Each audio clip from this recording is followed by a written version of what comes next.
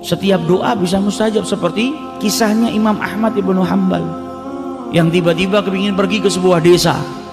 Ada yang meriwayatkan desanya Basrah, tiba-tiba pengen pergi ke Basrah dari Baghdad, pengen pergi ke Basrah, tapi nggak tahu untuk apa, hanya ada dorongan. Sampai di desa itu beliau sholat isya. Selesai sholat isya, zaman dulu yang namanya ulama besar dikenal, namanya kemana-mana, orang kenal siapa Imam Ahmad ibnu Hanbal. Tapi kan sarana tidak seperti kita sekarang. Dulu nggak ada majalah, nggak ada internet. Jadi orang kenal namanya Ahmad ibnu Hanbal, tapi belum pernah berjumpa. Imam Ahmad bin Hanbal ini kadang kalau keluar dari Baghdad jalan, orang berpapasan, nggak ada yang tahu kalau itu Ahmad ibnu Hanbal. Pakaiannya juga mutawadhi. Sampai di desa itu dia sholat isya, selesai sholat isya mau berbaring, mau istirahat, diusir sama yang jaga masjid. Dia nggak tahu kalau yang diusir Ahmad ibnu Hanbal. Imam Ahmad bin Hanbal juga nggak sombong. Engkau nggak tahu saya Ahmad ibnu Hanbal. Kalau dia ngomong akan dimuliakan, masuk di kota manapun akan dimuliakan orang. Tapi dia nggak ngomong. Keluar di depan pintu masjid dia tidur. Yang jaga masjid mau nutup pintunya, ngelihat ada Ahmad bin Hanbal di situ, diusir lagi. Bahkan ditarik keluar dari masjid. Masjid ini bukan tempatnya orang tidur. Ayo keluar.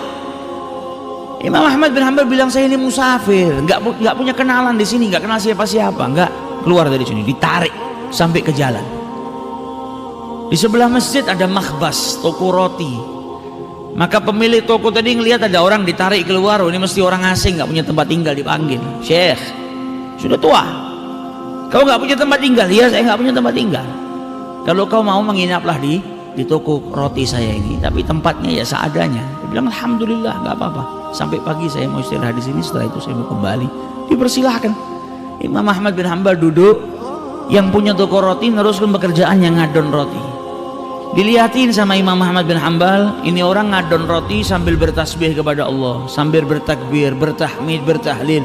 Subhanallah, alhamdulillah, wa la ilaha illallah, Allahu akbar, astagfirullah, subhanallah, alhamdulillah, ngadon rotinya. Dilihat sama Imam Ahmad bin Hanbal, kemudian ditanya, dari kapan engkau dalam keadaan seperti ini? Maka dijawab sama tukang roti tadi, ayyuhal, keadaan apa yang kau maksud? Ya ini, kau ngadon roti sampai berzikir kepada Allah sudah lama. Saya selalu membiasakan diri saya selalu dalam keadaan berzikir kepada Allah Subhanahu wa taala. Maka ditanya sama Ahmad ibn Hanbal, apa yang kau dapatkan dari zikirmu itu? Manfaatnya apa? Berkahnya apa yang sudah nampak, yang nyata? Kata si pembuat roti tadi, tidak ada satu doa pun yang aku panjatkan kepada Allah kecuali diijabahi sama Allah. Kaget Imam Ahmad bin Hanbal. Ma da'auta syai'an illa ajabakallah. Tidak ada satu doa pun yang kau panjatkan kecuali diijabahi sama Allah. Iya, setiap saya berdoa diijabahi sama Allah. Hanya ada satu doa yang saya masih menunggu untuk diijabahi sama Allah Ta'ala.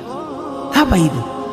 Saya ingin diperjumpakan dengan Ahmad ibnu Hanbal oleh Allah Subhanahu wa Ta'ala. Namun sampai hari ini belum. Bukan tidak, tapi belum.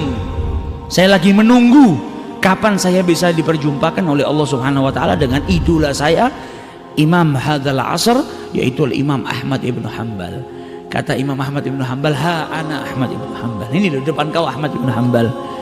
Tidak dikeluarkan saya dari masjid dan tidak diseret-seret saya ke jalanan kecuali gara-gara doamu. Gara-gara zikirmu ini saya diseret, saya berangkat dari kota saya ke desa ini, sampai desa ini mau tidur di masjid saja sampai diusir, diseret keluar, dimasukkan ke tokomu. Ini tak lain karena Allah Subhanahu wa Ta'ala mengijabahi doamu. Zikirmu yang jadikan saya masuk ke toko roti ini.